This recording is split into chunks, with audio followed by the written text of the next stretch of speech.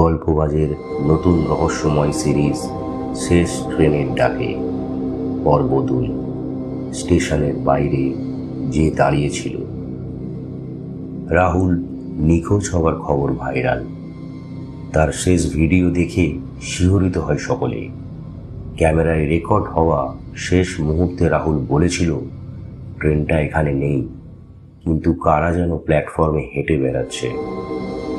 এরপর স্টেশনের বাইরে একটা ছায়ামূর্তি স্পষ্টভাবে দেখা যায়। সে যেন তাকিয়ে আছে রাহুলের দিকেই।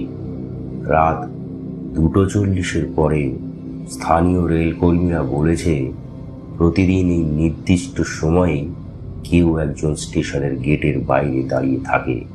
চোখে কোনো সাদা আলো, কথা বলে না, শুধু তাকিয়ে থাকে। নতুন একজন ব্লগার তিয়াশা স্টেশন ঘুরে দেখতে যায়।